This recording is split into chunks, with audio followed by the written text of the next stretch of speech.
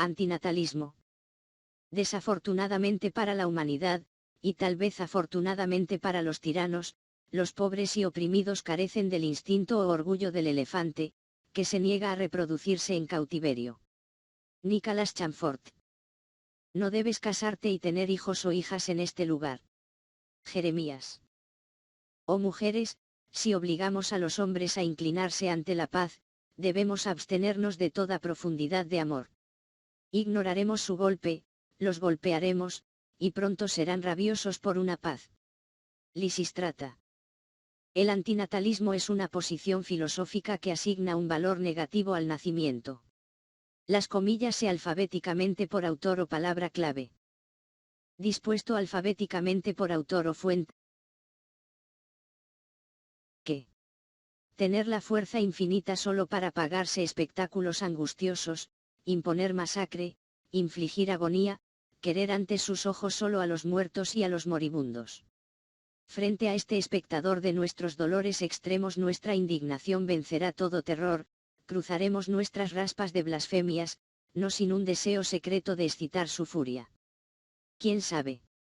Podemos encontrar algún insulto que lo irrita tanto que, con un brazo loco, él arranca nuestro planeta oscuro de los cielos, y destrozó este desafortunado globo terráqueo en 1000 fragmentos. Nuestra audacia al menos te salvaría de nacer, tú que aún duermes en la profundidad del futuro. Y saldríamos triunfantes por haber obligado a Dios a lavarse las manos de la humanidad. ¡Ah! ¡Qué inmensa alegría después de tanto sufrimiento! Entre los escombros, sobre las fosas comunes. Para poder finalmente soltar este grito de liberación, no más hombres bajo el cielo, somos los últimos. Louise Victorine Ackerman, Pascal última palabra, 1871. Miserable grano de polvo que la nada ha rechazado, tu vida está un día en la tierra, no eres nada en la inmensidad. Tu madre te dio a luz, gimiendo, fuiste el hijo de sus penas, y saludaste la existencia a través de gritos estridentes y lágrimas, y terminas con estas líneas: bajo el peso de tus males tu cuerpo desgastado sucumbe, y, degustando el vigor tranquilo de la noche, tu ojo finalmente se cierra del sueño de la tumba. Regocíjate, viejo, esta es tu primera felicidad. Louise Victorine Ackerman, obras de Louise Victorine Ackerman, Mi vida, primeros poemas, Poemas filosóficos 1877, p. 12. Entre las personas que se crean, siempre hay algunos que tendrán que sufrir indescriptiblemente. Este hecho, después de haber sido considerado no solo por Schopenhauer y otros supuestos pesimistas, debería influir en cualquiera dispuesto a tener una mirada más cercana solo, y especialmente, en el siglo XX para filosofizar. Hasta ahora, nadie ha logrado demostrar que el sufrimiento inconcebible, aunque inconmensurable infligido a los seres humanos, en Auschwitz y en otros lugares a lo largo del tiempo y el espacio, puede ser compensado por la felicidad antigua o futura de los enfermos o de los demás. Karima Kerma, Berev ben der Mensheit, Negantropie und Anthropodice, 2000. Solo por medio de la falta de hijos relativa o absoluta, lo que resulta en la Ebing de la humanidad, podría suceder lo que podría llamarse pedir prestado del mito griego la revuelta de Sísifo. Renunciaría a su trabajo, no para suicidarse, sino absteniéndose de tener hijos que de otra manera habrían tomado su lugar. De tal manera que en algún momento no habría nadie en el camino de la roca que eventualmente se desplegaría. En términos de la decisión primordial asiática, por medio de la abstención de la procreación, la rueda del sufrimiento se vería privada de su ímpetu hasta que se desatenerse. Karima Kerma, Berev ben der Mensheit, Negantropie und Anthropodice, 2000. Aunque hay muchas respuestas a la pregunta de cómo debe vivir la gente, pocos pensadores se han preguntado si es realmente moral crear personas. El antinatalismo socava lo que parece obvio, que las personas deben engendrarse y nacer. Karima Kerma, fue Antinatalismo Ist, 2014. Al esterilizar animales, podemos liberarlos de ser esclavos de sus instintos y de traer cada vez más animales cautivos al ciclo de nacer, contraer parásitos, envejecer, enfermarse y morir, comer y ser comido. Karima Kerma, Manifiesto Antinalist. Sobre la ética del antinatalismo desafiando la procreación humana y animal 2014. Quien procrea es un egoísta productor de ego. Por otro lado, quien decida adoptar tiene la oportunidad de mostrar lo que es el verdadero altruismo. Karima Kerma, Antinatalismus ein Ambush, 2017. Sin Dios, claramente, uno no necesita teodicia.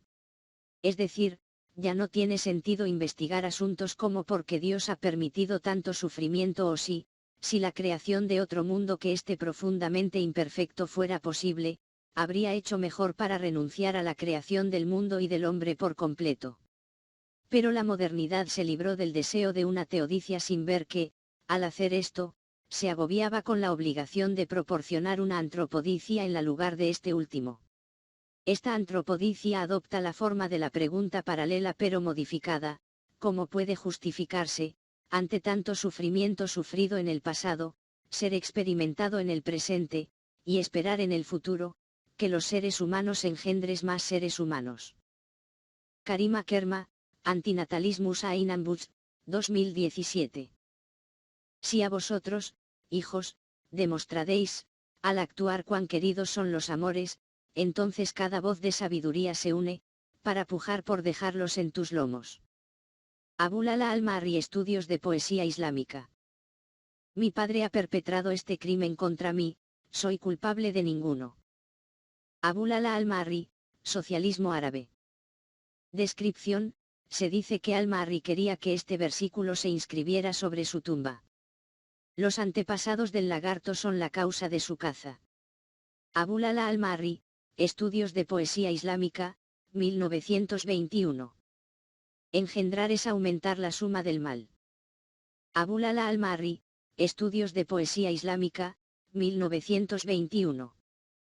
Cada vez que reflexiono, mi reflexión sobre lo que sufro solo me despierta culpar lo que me atribuyó. Y di paz a mis hijos, porque están en la dicha de la inexistencia que supera todos los placeres de este mundo. Si hubieran vuelto a la vida, habrían soportado una miseria que los habría llevado a la destrucción en desiertos sin rastro. Abulala al-Marri, Estudios de poesía islámica, 1921. Mejor para Adán y todos los que emitieron de sus lomos que él y ellos, sin embargo, no habían creado nunca había sido. Porque mientras su cuerpo era polvo y huesos podridos en la tierra, sintió lo que sus hijos vieron y sufrieron de dolor. Abulala al-Marri, Estudios de poesía islámica, 1921. Todas las acciones humanas no son más que intentos de sanar el error de su existencia. Abdullah al-Qasemi. Mi esposa y yo no habíamos traído hijos a este mundo, sino que habíamos adoptado. Pero tener tus propios hijos no es algo hermoso. Tal vez me equivoque, tal vez soy demasiado duro. Pero creo que no le estoy haciendo un gran favor a alguien dándole vida. Woody Allen, Kinder selbst zu produzieren, ist keine schöne Sache, 2006. ¿Y de qué debo rezar? No le tengo miedo al próximo mundo, no puede ser peor que este, y en este mundo las oraciones no cortan mucho hielo. Recé tan duro para no tener un hijo, pero lo hice y todo eso. Oré para que el niño pudiera quedarse conmigo, y tuvo que ir al instituto. Recé para que allí pudiera seguir vivo, y tomó y murió. Leonida Andreyev, Los cristianos. Descripción: las palabras del personaje, Grusa. Empezaste a existir, jalea cruda, y crecerás más lejos, en tu silencio, tan grande que, es natural, todavía algún día, el llanto fluirá de la forma que tomaste. El agua, junto con la tierra desnuda, gana sobre el granito, deprimiéndolo, el susto convulsiona los espíritus, y sin embargo, su desarrollo continúa. Antes, jalea humana, no progresa si en retrogradaciones indefinidas, vuelve a la vieja calma de la inexistencia. Antes de la nada, germen, todavía lo alcanzarás, como los gérmenes de otros seres a la desgracia suprema de ser. Augusto dos Anjous, IUMM Germen, 1941. El nacimiento es el volante de todos los males. Philip Annava, Bienheureux les estériles, 2002. El ganado duerme bien que pacíficamente masticar el cad porque no saben que mañana su cría se dirigirá al matadero a la arena, tal vez simplemente no les importa, no te importa, también, no te importa el destino de tus hijos. Philippe Annava, Bienheureux les estériles, 1973. Oh mujeres, si obligamos a los hombres a inclinarnos ante la paz, debemos abstenernos. Debemos abstenernos de toda profundidad de amor. Todo lo que tenemos que hacer es sentarnos despreocupadamente en el interior con rosas lisas empolvadas en nuestras mejillas, nuestros cuerpos ardiendo desnudos a través de los pliegues de la seda de amorgos brillante, y conocer a los hombres con nuestras queridas placas de Venus arrancadas y ordenadas. Su conmovedor amor se levantará furiosamente, rogarán nuestros brazos para abrir. Ese es nuestro momento. No haremos caso omiso de su golpe, los golpearemos, y pronto serán rabiosos por una paz. Estoy seguro de ello. Aristófanes, Lisístrata abogando porque las mujeres retengan la satisfacción de sus maridos hasta que los hombres acepten dejar de matar hijos en la guerra, Lisístrata, 411 AC. Pero soy consciente de algunos de ese murmullo, que, dicen ellos, si todos los hombres deben abstenerse de todas las relaciones sexuales, ¿de dónde existirá la raza humana? Sería todo esto, solo en caridad de corazón puro, y buena conciencia, y fe sin faclent, mucho más rápidamente se llenaría la ciudad de Dios, y el fin del mundo se apresuró. Agustín del Hipopótamo, Nicene y Padres post-Nicene, primera serie, volumen 3 San Agustín, sobre la Santísima Trinidad, tratados doctrinales, tratados morales. B. Editar. Creo que los bebés lloran cuando nacen porque nacen con el conocimiento de todo el terrible almohadilla que les va a pasar. Por eso nunca tuve hijos. Cada vida es una sentencia de muerte. Lo olvidamos más tarde en la vida, como los sueños que perdemos en el momento en que nos despertamos. Nos preocupemos o no, la seguirá volando. Clive Barker, Los Evangelios Escarlatas 2015. Barnes ve la vida y la perpetuación de la vida como un error, de hecho, el error es estar vivo, y luego por procreación, para agravar ese error y producir más tragedia y dolor. James B. Scott, Djuna Barnes, 1976, p. 24. Descripción, sobre Djuna Barnes. Debido a su énfasis en la zoofilia humana y la necesidad de que la humanidad no se tome en serio el mundo y se abstenga de la procreación, el pensamiento de Djuna Barnes, si queremos etiquetarlo de alguna manera sistemática, tendría que llamarse cristiano saturnino de carácter. Andrés Field, Djuna, La formidable señorita Barnes 1985, página 170. Descripción, sobre Djuna Barnes. La homosexualidad no parece el problema, porque ni Todd ni la defiende ni lo condena, excepto de una manera oblicua. Dado que la vida está sufriendo, el mayor crimen sería la procreación, que parece dar a la homosexualidad la ventaja como un estilo de vida preferido, ya que promueve la extinción de la especie humana. Philip F. Herring, Djuna, La vida y obra de Djuna Barnes, 1995, p. 207. Descripción, sobre Djuna Barnes. Austa de una tumba y un parto difícil. En el agujero, persistentemente, la excavadora de tumbas se pone las forceps. Tenemos tiempo para envejecer. El aire está lleno de nuestros gritos. Samuel Beckett, Vladimir en espera de Goudat, 1953. El nacimiento fue la muerte de él. Samuel Beckett, una pieza de monólogo, 1977. No, respondió, cuando le pregunté si alguna vez había querido tener hijos, eso es algo de lo que estoy orgulloso. Samuel Beckett entrevistado por Lauren Steinberg, Exorcising Beckett, 1987. Beckett, apunta a los padres como criminales irresponsables aunque, por supuesto, en la vida la cortesía le impidió expresar sus sentimientos reales. Ham denuncia a sus padres en Endgame como progenitores acrecentados y Malloy es amargamente incapaz de perdonar a su madre por traerlo al mundo. En privado conocí a Beckett para expresar una ira pasiva contra aquellos que insistieron en tener familias. Vista de Samuel Beckett descrita por John Coulter en La filosofía de Samuel Beckett, 2001. Crear nuevas personas, al tener hijos, es tanto una parte de la vida humana que rara vez se piensa que incluso requiere una justificación. De hecho, la mayoría de las personas ni siquiera piensan si deben o no hacer un bebé. Solo hacen uno. En otras palabras, la procreación suele ser la consecuencia del sexo en lugar del resultado de una decisión de poner a la gente en existencia. Aquellos que deciden tener un hijo podrían hacerlo por cualquier número de razones, pero entre estas razones no pueden estar los intereses del niño potencial. Uno nunca puede tener un hijo por el bien de ese niño. David Benater, mejor nunca haber sido, el daño de la llegada a la existencia 2006, p2, introducción.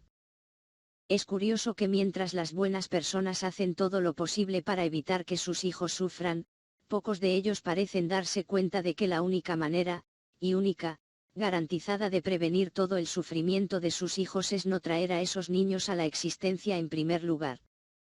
David Benater, mejor nunca haber sido, el daño de la llegada a la existencia 2006, p6, introducción. Suponiendo que cada pareja tenga 3 hijos, los descendientes acumulados de una pareja original de más de 10 generaciones ascienden a 88.572 personas. Eso constituye mucho sufrimiento inútil y evitable. Sin duda, toda la responsabilidad de todo esto no recae en la pareja original porque cada nueva generación se enfrenta a la elección de continuar esa línea de descendientes. Sin embargo, tienen cierta responsabilidad por las generaciones que surgen. Si uno no desiste de tener hijos, difícilmente se puede esperar que los descendientes lo hagan. David Benater, mejor nunca haber sido, el daño de la llegada a la existencia 2006, página 6-7, introducción. Aunque, como hemos visto, nadie tiene la suerte de no nacer, todo el mundo no tiene la suerte de haber nacido, y particularmente mala suerte es, como voy a explicar ahora. En la suposición bastante plausible de que el origen genético de uno es una condición necesaria, pero no suficiente, para haber nacido, uno no podría haber sido formado por otra cosa que los gametos particulares que produjeron el cigoto a partir del cual se desarrolló. Esto implica, a su vez, que uno no podría haber tenido ningún padre genético que no sea los que uno tiene. De esto se desprende que las posibilidades de cualquier persona de haber nacido son extremadamente remotas.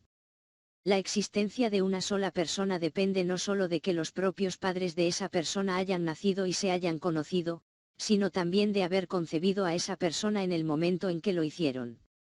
De hecho, los momentos meros podrían marcar la diferencia a la que los espermatozoides particulares son fundamentales en una concepción. El reconocimiento de lo improbable que era que uno hubiera llegado a existir, combinado con el reconocimiento de que entrar en existencia siempre es un daño grave, produce la conclusión de que uno está entrando en existencia es realmente mala suerte. Ya es bastante malo cuando uno sufre algún daño. Todavía es peor cuando las posibilidades de haber sido perjudicadas son muy remotas. David Benater, mejor nunca haber sido, el daño de la llegada a la existencia 2006, p7, introducción. El argumento de que la entrada en existencia es siempre un daño puede resumirse de la siguiente manera: tanto las cosas buenas como las malas suceden solo a los que existen. Sin embargo, hay una asimetría crucial entre lo bueno y lo malo. La ausencia de cosas malas, como el dolor, es buena aunque no haya nadie que disfrute de ese bien, mientras que la ausencia de cosas buenas, como el placer, es mala solo si hay alguien que está privado de estas cosas buenas. David Benater, mejor nunca haber sido, el daño de entrar en existencia, p14. Algunos de mis críticos han afirmado que estoy comprometido con la conveniencia del suicidio e incluso con la especulación. Claramente pretenden esto como un reductio ad absurdum de mi posición. Sin embargo, consideré las cuestiones del suicidio y la especulación en Better Never to Have Been y argumenté que estas no son implicaciones de mi punto de vista.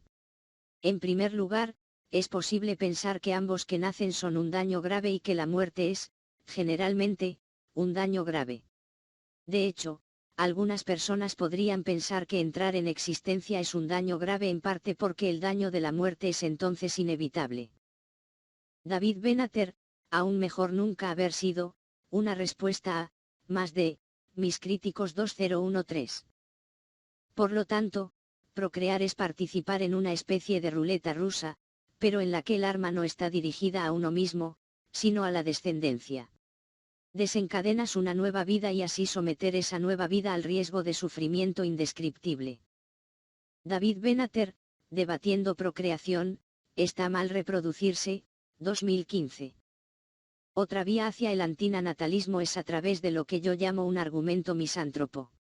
Según este argumento, los seres humanos son una especie profundamente defectuosa y destructiva que es responsable del sufrimiento y la muerte de miles de millones de otros seres humanos y animales no humanos. Si ese nivel de destrucción fuera causado por otra especie, recomendaríamos rápidamente que no se pusieran en existencia nuevos miembros de esa especie. David Benater, somos criaturas que no deberían existir, la teoría del antinatalismo 2015.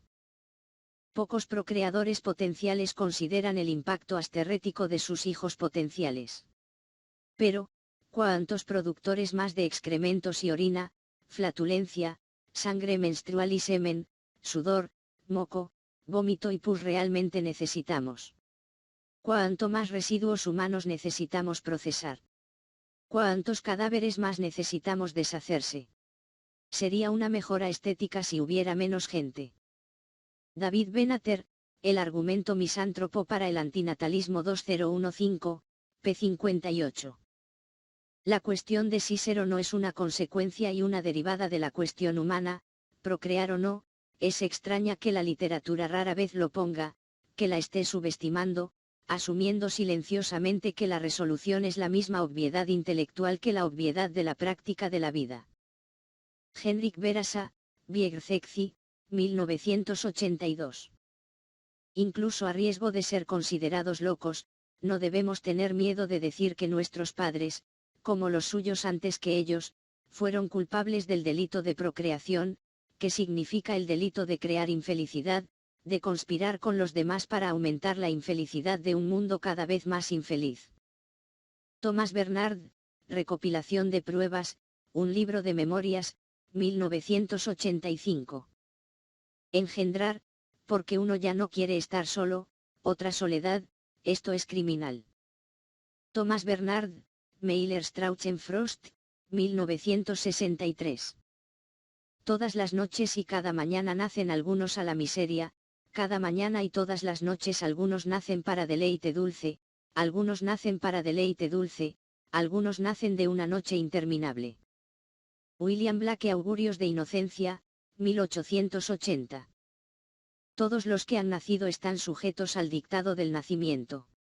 Un creador, ya sea Dios o los padres, otorga vida, sin tener en cuenta la incapacidad del presente para aceptar, o para eso no sería menos pobre sin este regalo y que los presentes no existían ya que recibían el regalo, y por lo tanto no tenían oportunidad de rechazarlo o rechazarlo. La creación de una nueva criatura es indiscutiblemente un acto de capricho, ya que la creación conduce a una deportación forzada de la criatura a la vida o, para apegarse a las palabras de Heidegger, la criatura es arrojada a la vida. Pero para el caso, en lugar de ser arrojada a la vida, la criatura se ve obligada a entrar en la vida, es arrastrada, inocentemente condenada a vivir. Como tal, cada vida comienza con una violación de la voluntad del recién nacido. Esta tragedia con cualidades cómicas es descrita por Leo Tolstoy de una manera benigna, cuando dice, mi vida es una broma estúpida y rencorosa que alguien ha jugado conmigo. Günter Blibom, Flux der Geburtesen eine Überlebensetik, 2011. Descripción, la cita de Leo Tolstoy se refiere a la obra Una confesión. En el concilio de 1211 contra los Bogomil, se anatematizó a los que entre ellos sostenían que la mujer concibe en su vientre por la cooperación de Satanás, que Satanás permanece allí sobre la concepción sin retirarse así hasta el nacimiento del niño. No me atrevo a suponer que el diablo puede estar preocupado por nosotros hasta el punto de hacernos compañía durante tantos meses, pero no puedo dudar de que hemos sido concebidos bajo sus ojos y que en realidad él asistió a nuestros amados biguetes. Emil Cioran, Los Nuevos Dioses 1969.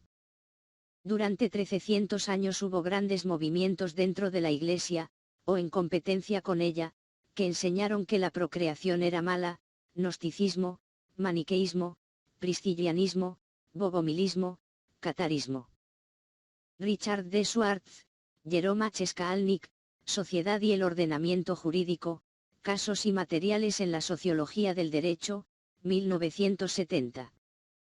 Sin embargo, una doctrina herética mencionada por Teofilactes de origen no pauliciano, los herejes, escribe, rechazan el matrimonio legal y sostienen que la reproducción de la especie humana es una ley del demonio. Este ascetismo exagerado y distorsionado, esencialmente característico del bogomilismo, es una consecuencia lógica del dualismo metafísico, según el cual la materia, producto del principio del mal, es una fuente de limitación y sufrimiento para el alma divinamente creada. Por lo tanto, el matrimonio, como medio de reproducción de la materia, debe ser condenado y evitado. Dmitry Obolensky, Los Bogomils, un estudio sobre el neomanicismo balcánico 2004. ¿Hay alguna duda de que la creación fue un acto de gran violencia por parte de Dios nuestro Padre contra nuestra madre el abismo? Hizo los cielos y la tierra y a su imagen creamos nuestro mundo, cada víctima de un linchamiento racial, cada blanco de violencia de género, toda criatura abyecta aplastada bajo el peso de la opresión imperialista expresa de los niños que recrean la crueldad de su padre y un sacrificio para él, para que él prevalezca al mantener la noche lejos de la fría dureza de su época. Pero, a pesar de todos los ángeles del cielo y todos los demonios del infierno, todavía podemos escuchar en el corazón de esta existencia miserable los ecos susurros de su voz llamándonos una vez más al vacío y al silencio. Oremos, entonces, para que cada palacio se desmorone y cada trono se rompa, y que el sol se oscurezca y la luna se vuelva negra y las estrellas caigan del cielo.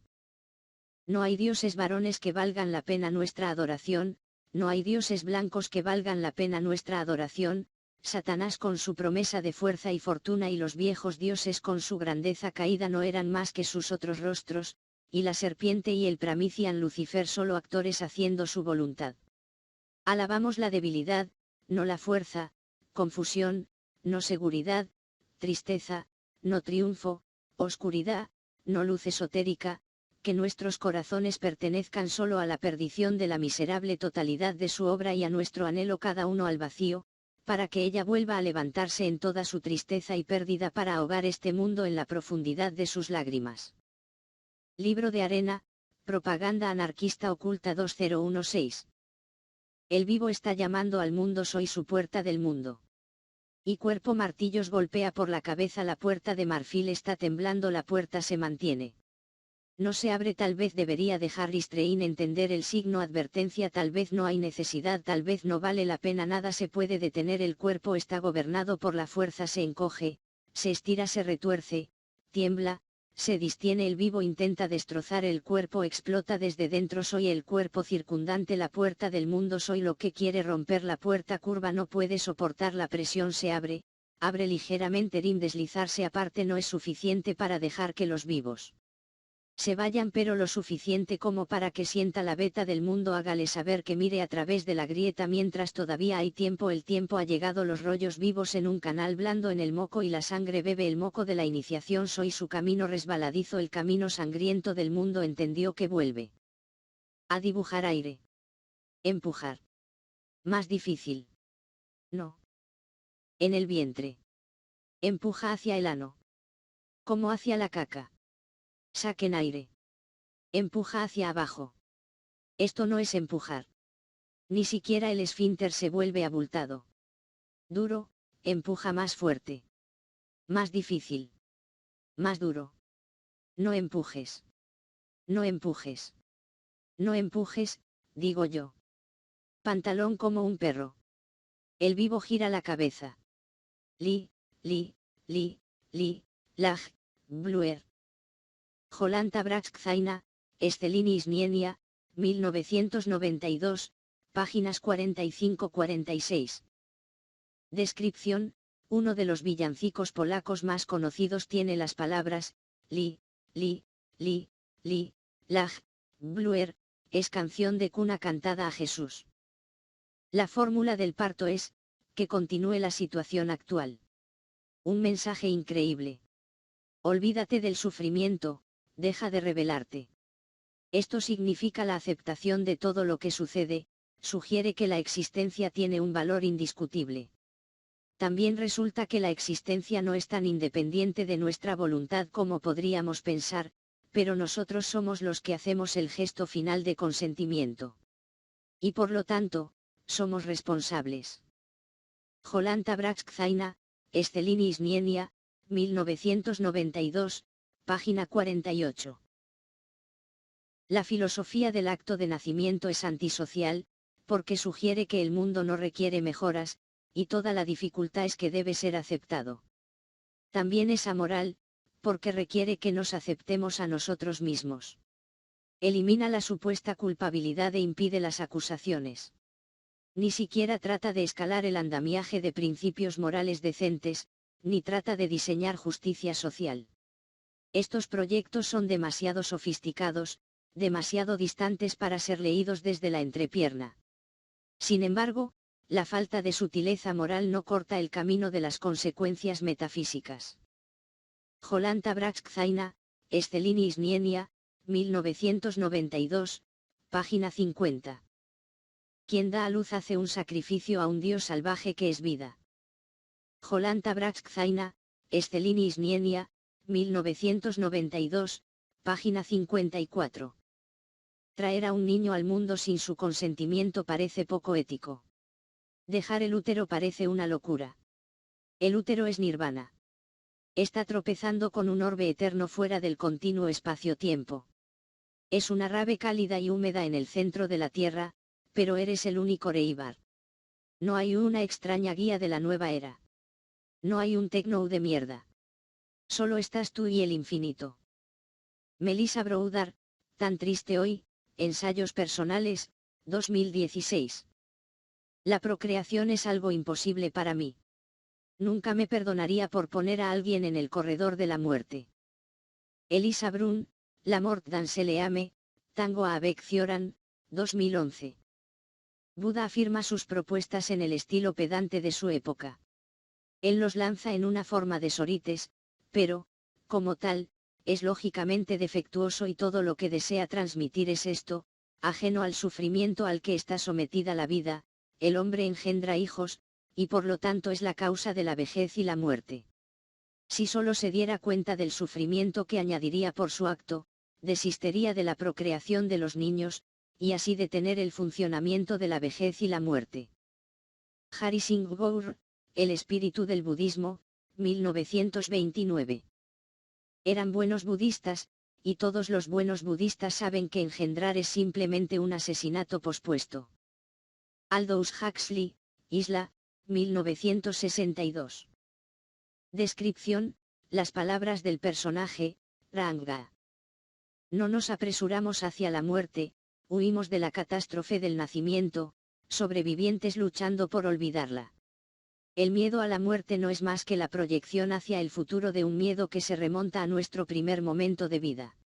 Somos reacios, por supuesto, a tratar el nacimiento como un flagelo, no ha sido inculcado como el bien soberano, no se nos ha dicho que lo peor llegó al final, no al principio de nuestras vidas. Sin embargo, el mal, el verdadero mal, está detrás, no por delante de nosotros.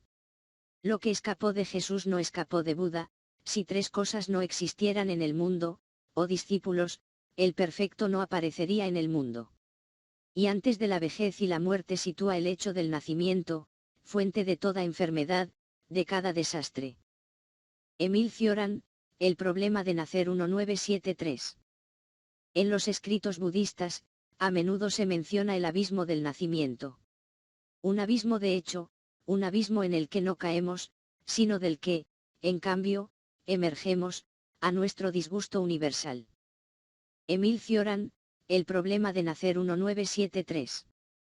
Si tienes miedo de las enfermedades, si tienes miedo de la muerte, entonces deberías contemplar de dónde provienen. ¿De dónde vienen? Surgen del nacimiento.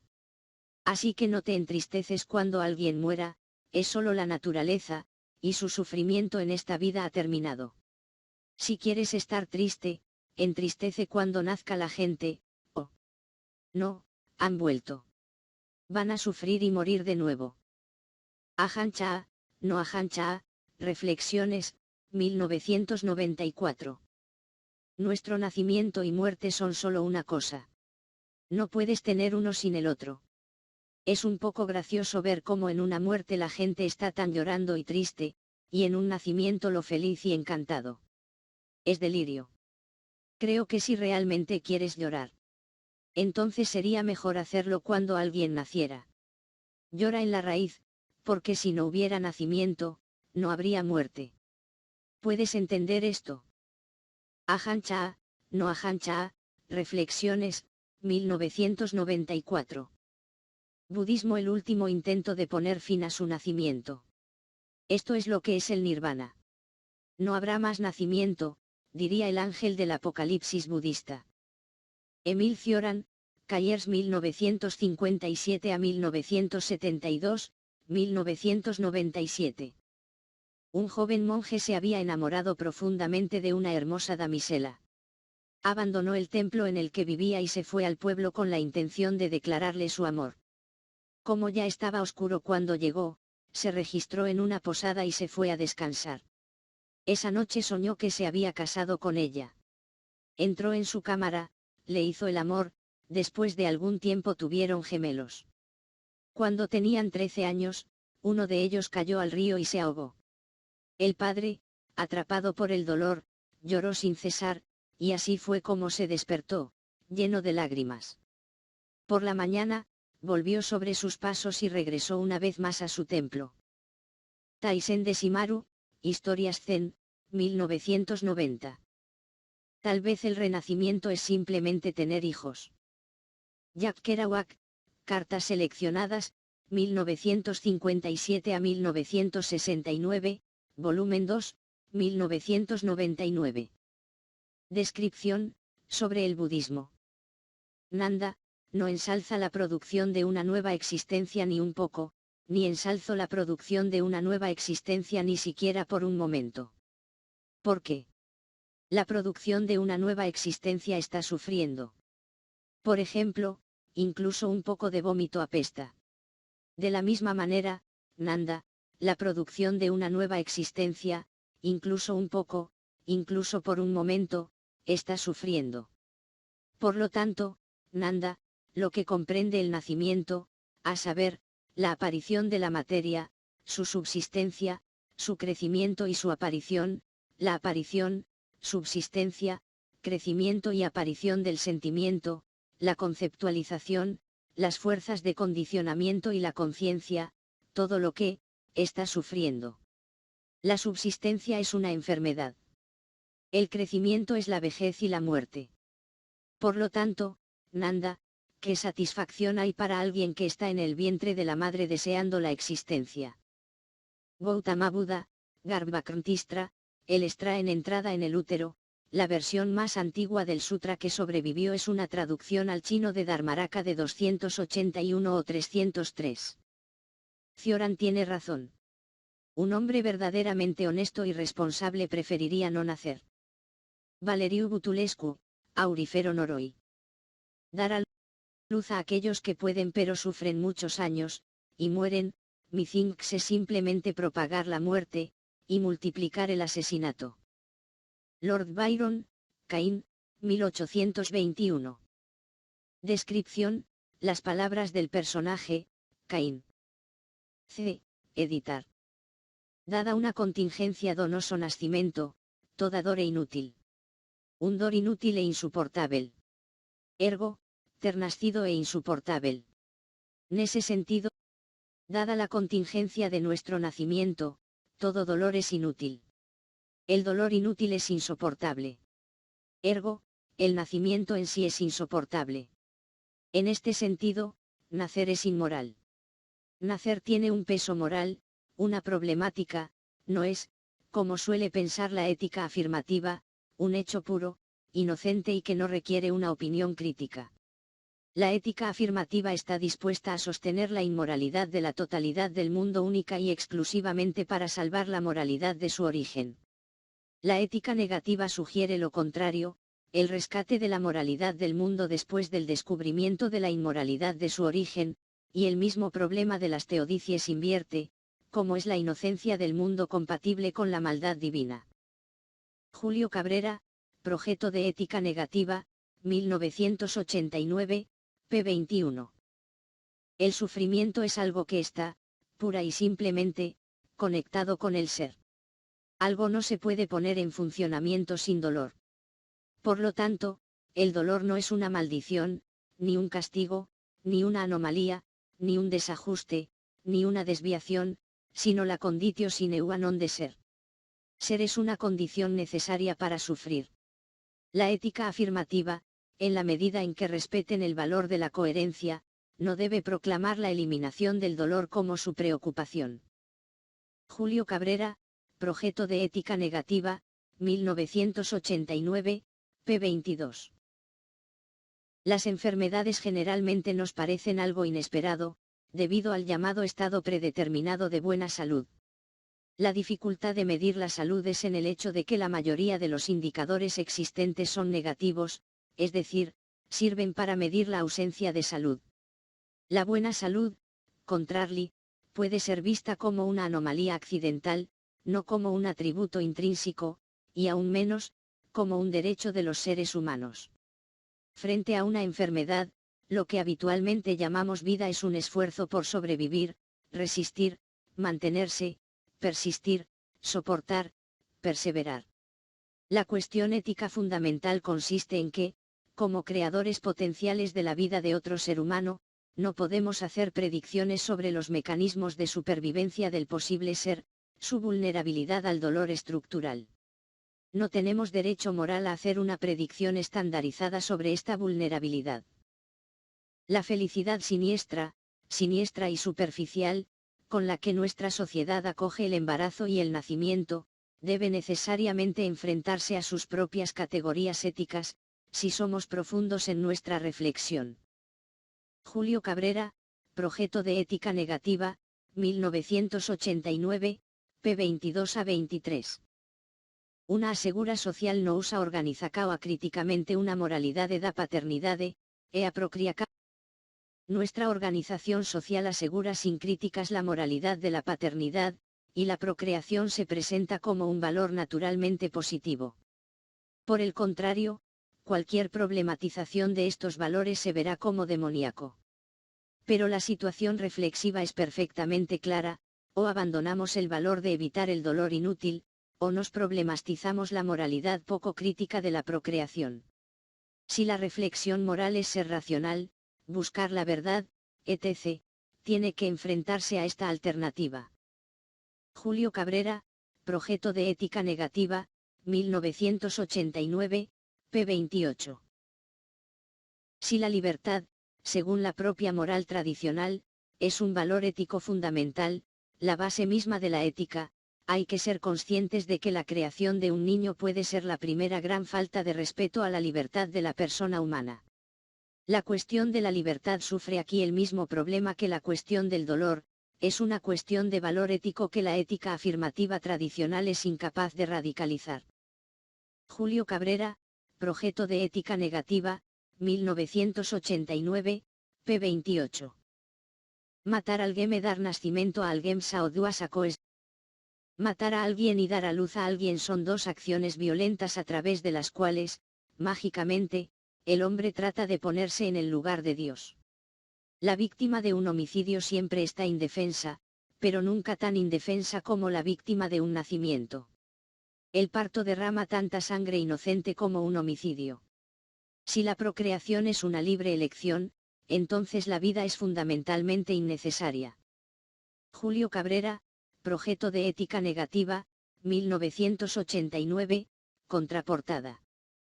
A la luz de la ontología natural, no es correcto el argumento de que no sabemos nada sobre nuestras posibles descendencia, por ejemplo, sobre la capacidad que tendrán para superar el dolor estructural, porque incluso nosotros no sabemos, por ejemplo, si disfrutarán viajando, trabajando o estudiando lenguas clásicas.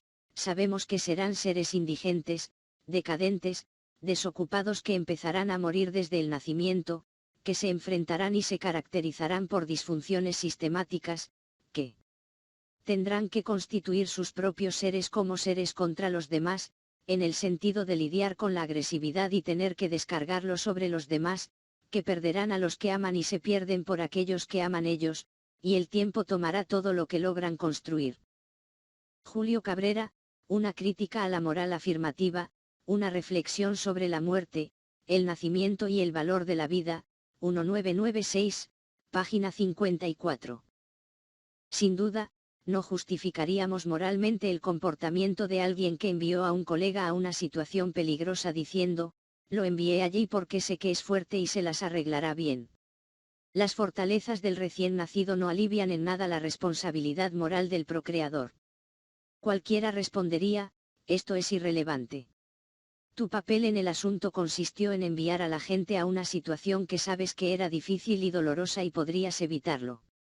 Sus predicciones sobre sus maneras de reacción no disminuyen en nada su responsabilidad. En el caso de la procreación, el razonamiento podría ser el mismo, y de una manera notoriamente enfática, ya que en cualquier situación intramedórica con personas ya existentes en la que enviamos a alguien a una posición conocida como dolorosa, el otro siempre podría huir del dolor en la medida en que su ser ya está en el mundo y podría predecir el peligro y tratar de evitar ser expuesto a una maniobra despectiva y manipuladora. En el caso del que está naciendo, por el contrario, esto no es posible en absoluto porque es precisamente su propio ser el que se está fabricando y utilizando. Por lo tanto, en cuanto al nacimiento, la manipulación parece ser total. Julio Cabrera, una crítica a la moral afirmativa, una reflexión sobre la muerte, el nacimiento y el valor de la vida, 1996, página 54-55. Por lo tanto, quien ha dicho procrear por amor, como otros matan por odio, podría haber dicho una verdad, pero, sin duda, esta persona no ha dado ninguna justificación moral para la procreación. Decir que has tenido un hijo por amor es una forma de decir que lo has tenido compulsivamente, de acuerdo con los ritmos salvajes de la vida. De manera similar, podríamos amar intensamente a nuestros padres y, al mismo tiempo, considerar la paternidad éticamente racionalmente problemática, y visualizar que hemos sido manipulados por ellos. Puede que siga amando después de haber detectado inmoralidad, no hay nada contradictorio en eso. Ni justificaría moralmente un homicidio diciendo que lo hemos hecho por odio, ni un suicidio diciendo que lo hemos hecho por odio contra nosotros mismos. Algo puede seguir siendo éticamente problemático incluso cuando se guía por el amor. Julio Cabrera, una crítica a la moral afirmativa, una reflexión sobre la muerte, el nacimiento y el valor de la vida, 1996, página 59. Como pessoas proclaman que una experiencia da paternidade, e maternidade, é extraordinaria e a recomendam a todos, e denigrem aqueles que não pasaran por ela. Mas e eu me pergunto, extraordinaria para quem? Maniobra de... La gente proclama que la experiencia de la paternidad es extraordinaria y la recomiendan a todos, y denigran a aquellos que no han pasado por ella. Pero podemos preguntarnos, ¿extraordinario para quién? Sin duda es extraordinario para los padres. Cuando dicen que no solo estarán felices y satisfechos con la experiencia, sino también con sus hijos, no se dan cuenta de la inmensa asimetría y desajuste entre estas dos experiencias, la experiencia de crear y de ser creados. El niño creado se ve obligado a aceptar la experiencia, a hacerla buena e interesante, e incluso extraordinaria. ¿Qué otra opción tendrían? Esta obligación no está presente en los padres, donde el carácter extraordinario de la experiencia forma parte de un proyecto participativo y unilateral. Las situaciones de ambas partes no son comparables.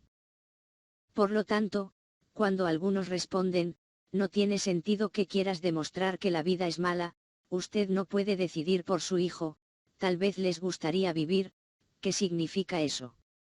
Por supuesto, en cierto sentido, se ven obligados a gustar la vida. Pero este gusto siempre será una aceptación desesperada. El niño creado no está en una posición de realmente gustar la vida. Les gustaría que realmente hubieran elegido nacer. Frente al hecho de que se ven obligados a aferrarse desesperadamente a la vida. O les gusta o serán destruidos, por una enfermedad mental, o por la hostilidad de los demás. Julio Cabrera, porque te amo, no nacerás. Nasciturite salutant, 2009, páginas 25-26. Elegiría nacer un agente genuinamente racional. Mi argumento contra R.M. puede ser releído en la crítica de moralidad afirmativa. Allí sugiero que en el experimento en el que se consulta mágicamente al no ser sobre su posible nacimiento, Liebre se equivoca al asumir sin críticas que ellos sin duda elegirían nacer. Esta es la tendencia afirmativa habitual. Supongamos que estamos hablando de un ser humano, es decir, una criatura racional capaz de meditar razones. La información que se da a este posible estar en el experimento de Liebre es incompleta y sesgada. Si todavía es posible que el no ser, después de haber asimilado toda esta información, elija nacer, no podríamos albergar dudas fundadas sobre su calidad como agente racional.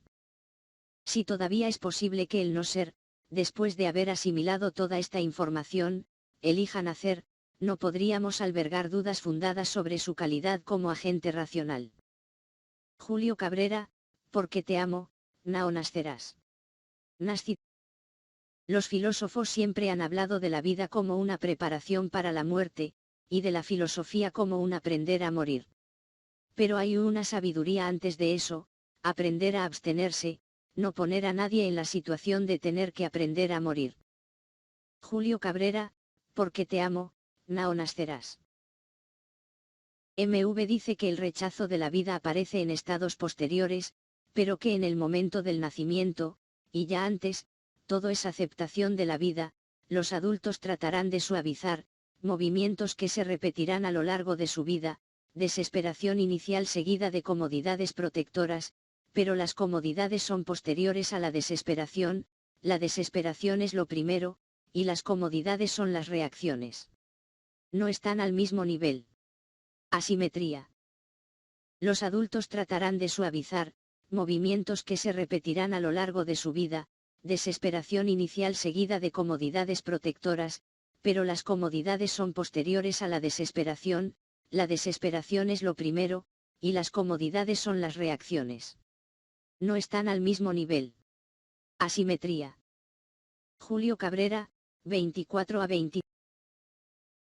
Los niños pequeños siguen llorando mucho durante varios años, lloran y lloran sin cesar, pueden molestarnos a menudo, pero tienen razón y tenemos que ser conmovidos por sus gritos y aceptar que son una reacción perfectamente justa a lo que se les ha hecho.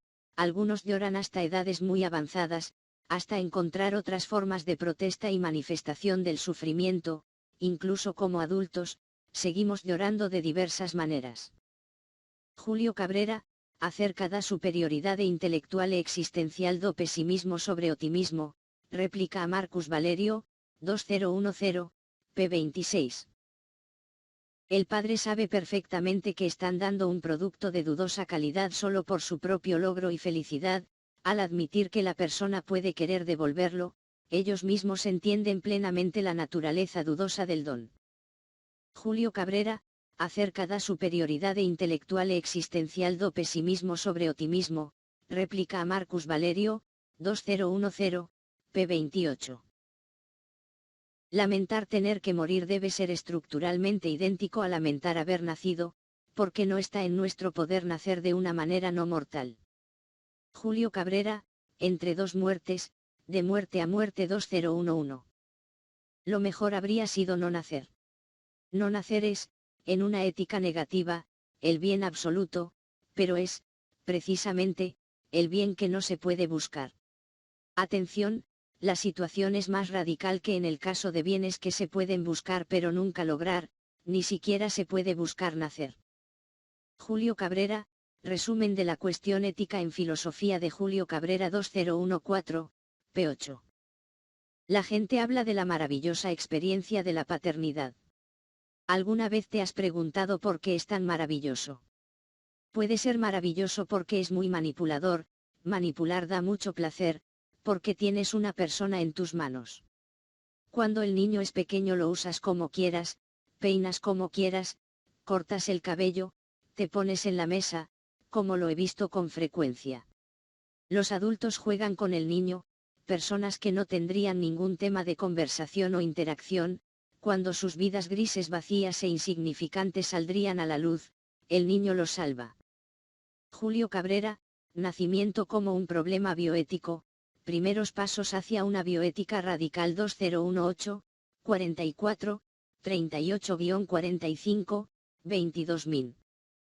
La tradición moral dice, tenemos muchas tendencias naturales, pero como seres humanos éticos tenemos que tratar de superar los impulsos naturales. Por ejemplo, somos naturalmente violentos, los seres humanos son naturalmente muy egoístas, tratando de centrar sus decisiones en sí mismos, pero la ética siempre está diciendo, hay que luchar contra estas tendencias naturales. No puedes ser tan violento que manda la naturaleza, no puedes ser todo egoísta que la naturaleza pide. Así que si me dices que la procreación es natural, ser natural no demuestra que sea moral. Por el contrario, filósofos brasileños olvidados como Tavaías Barreto ponen exactamente lo contrario. Tavaías Barreto pensó que cuando algo es natural es malo, y tenemos que combatirlo. La esclavitud de un pueblo sobre los demás es natural, pero es cultural que la esclavitud no debe existir. Así que no me digas que la procreación es natural y por eso tenemos que hacerlo. Toda la moral humana es antinatural, toda la moral humana es artificial, del igual que nuestros sistemas de alimentación en nuestros sofisticados restaurantes también son artificiales y antinaturales. ¿Cuál es el animal que come como comemos? Incluso nuestra sexualidad es artificial, no es puramente instintivo, sino en gran parte simbólico. Si tuvieras ese argumento en la manga, todavía tendrías que demostrar que lo que viene de la naturaleza es moral, porque hay muchos argumentos que demuestran que lo que viene de la naturaleza puede ser opuesto a la moralidad. Julio Cabrera, nacimiento como un problema bioético, primeros pasos hacia una bioética radical 2018, 47, 49-49, 30.000. Por supuesto, la posibilidad de que el recién nacido no tenga la fuerza para soportar la lucha por la vida es solo una posibilidad, no una necesidad. Sin embargo, el punto es que su mera posibilidad es suficiente para la imputación moral. No hay relaciones causales fuertes entre los métodos de educación y la crianza de los niños para dar forma a sus destinos en la vida. Como dicen, un niño es una lotería. Las precauciones que toman los progenitores para evitar ciertos riesgos para sus hijos podrían ser precisamente las que los expongan a un mayor peligro. Las muchas vidas humanas que terminan catastróficamente parecen ilustrar el alto precio a pagar en un intento de justificar éticamente la apuesta de la procreación, incluso si es hecha de la manera más seria por el sensible procreador. Sin embargo, es importante que incluso cuando no se produce ninguna de estas catástrofes, el éxito del recién nacido en la vida no exime a los progenitores de la responsabilidad moral de haberlo puesto en riesgo de ser víctima de una de estas calamidades. Además, incluso para el niño que ha ganado la apuesta, su éxito permanecerá para siempre e indefinidamente conectado con la naturaleza unilateral del acto procreador. La apuesta habrá sido ganada, pero esta nunca será la propia apuesta del niño. El recién nacido puede tener suerte y ganar la apuesta, pero nunca estuvo en condiciones de negarse a entrar en la competición. Julio Cabrera, incomodidad e impedimento moral, la situación humana, bioética radical y procreación 2018, p. 151. Cuando alguien, incluidos los filósofos, defiende la belleza pretenciosa de tener hijos, se refieren al placer de verlos crecer, primero los niños, luego los adolescentes, luego los adultos graduados e independientes. Esto sucede no solo en las clases adineradas, sino también, en parte, en las más modestas. Sin embargo, es extraño que, cuando hablan de niños, inexplicablemente se detengan en este punto y nunca se refieran a su declive, su envejecimiento, su decadencia, tal vez porque piensan que no estarán allí para contemplar este declive. Los padres prefieren no ver el final de este proceso, como si el niño desapareciera en el aire. Se omite el aspecto residual de la paternidad, el niño solo se visualiza como floreciente. A la muerte del niño residuo se le niega cualquier visibilidad. La consumación de los procesos se oculta como algo sucio e indecente, no digno de ser mostrado. Julio Cabrera, Malestar y moralidade. Situação humana, ética e procriação responsável, 2018, página 306. Es muy curioso que a veces se considere cruel o inhumano plantear la cuestión de la ética de la procreación, como si esto mostrara un rechazo de los niños no nacidos, una especie de odio por sus vidas. Esta es una deformación total de las intenciones de una reflexión ética sobre la procreación. Por el contrario, esta reflexión está motivada por una profunda preocupación por los posibles niños, debido al riesgo de que su aparición sea la consecuencia de un acto desconsado, restrictiva y agresivo hacia los pequeños seres indefensos, sobre los que uno piensa tener pleno derecho a planificar todo sobre sus vidas con todo nuestro deseo y satisfacción.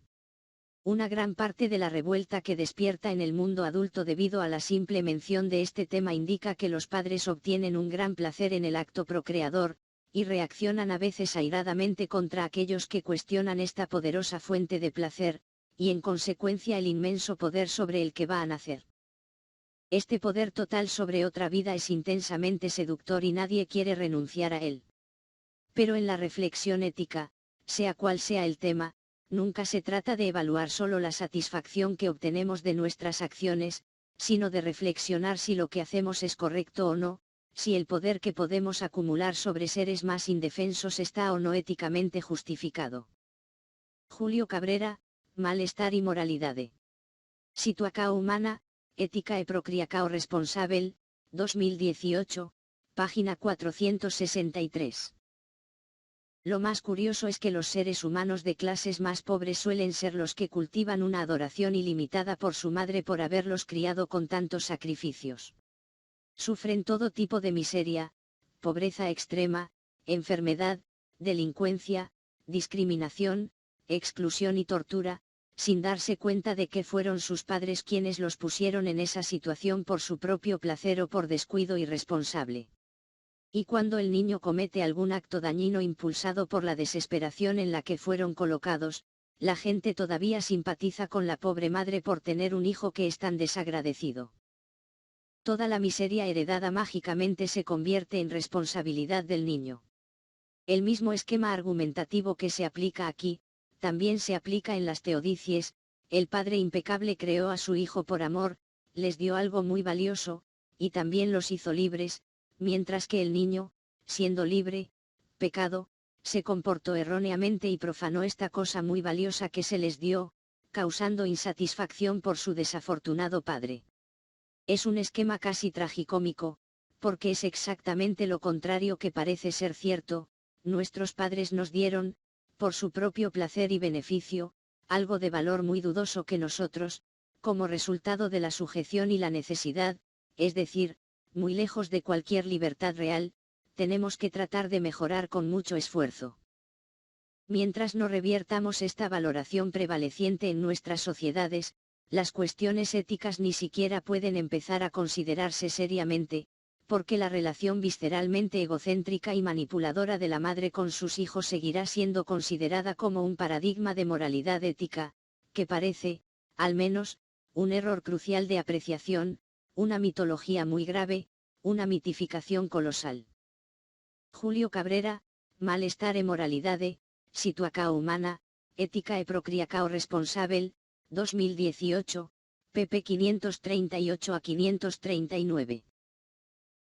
La gratitud eterna está presente no solo en las primeras etapas de la vida, sino a lo largo de la larga dependencia de los niños de sus padres durante los primeros 10 años de vida, en los que incluso son objetos de exposición, y en el duro periodo de la adolescencia, en el que los niños son tratados sin cesar como desagradecidos, como si nunca fueran capaces de pagar su inmensa deuda, todo lo que se compra para ellos, para su futuro, sus estudios, todas aquellas cosas que el niño nunca pidió, que forman parte de una inversión afectiva y económica de los padres, es infinitamente y durante largos y duros años, presentados como prueba de sacrificio y amor, como un objeto de gratitud eterna, nunca completamente pagado por los hijos desagradecidos. El tema de la paternidad constituye un poderoso mecanismo de poder en el que incluso la violencia física de los castigos y palizas se justifica en favor del aumento nunca solicitado de que se lance al mundo, tratando de construir protecciones para que no sean destruidos por el inmenso don recibido. Julio Cabrera, Malestar e moralidade, Situação humana, Ética e procriação responsável, 2018, pp 539 a 540. El mayor crimen del hombre en la tierra es el hecho fatal del nacimiento. Pedro Calderón de la Barca, La vida es sueño, 1635. La materia no viva, siendo puramente objetiva, es ajena a los fenómenos subjetivos que atormentan a las criaturas vivientes, es decir, libres de todo y cada uno de los sufrimientos, en un estado de serenidad perfecta. No tiene sentido tratar de ser malo con el asunto inanimado. No hay manera de torturar rocas arrojándolas por los acantilados, martilleándolas, etc. Solo hay una manera de hacer sufrir la materia, transformándola en un ser vivo. De ello se deduce que, desde un punto de vista objetivo, podemos encontrar implicaciones morales en la reproducción, ya que condena la materia a sufrir innecesariamente en forma de vida impulsada por aflicciones y necesidades, solo para volver posteriormente a la misma situación en la que inicialmente se encontró, sin ningún significado ni beneficio para ella. Desde esta perspectiva, no afirmamos que la reproducción esté mal, solo que es cruel. Afirmamos que, objetivamente, vivir es sufrir. Sin embargo, no sacamos conclusiones subjetivas de esto. Si vale la pena vivir o no es una pregunta diferente y subjetiva, que se refiere al valor que le damos a la vida. La inmoralidad radica en el hecho de que el valor de la vida es un tema que solo puede ser considerado por aquellos que ya están vivos. Cuando nos reproducimos, imponemos nuestras conclusiones personales a alguien que ni siquiera puede defenderse. Naturalmente, no es una moral trascendental y absoluta, sino una relativa a la vida. Puede entenderse como objetivo en el sentido de referirse a algo que necesariamente ocurre, debido a la propia naturaleza de la vida, debido a las condiciones impuestas a la existencia subjetiva cuando se inserta en las determinaciones del mundo objetivo. Por lo tanto, no confundamos esta observación con la predicación moral sobre el bien y el mal, el derecho y el deber, etc. Solo nos preocupa describir objetivamente las consecuencias físicas del fenómeno igualmente físico de poner en existencia una nueva conciencia que será atormentada por la inquietud que mueve la vida. André Cancian, O veicio da máquina, Nihilismo e outros abismos, 2009, pp 280.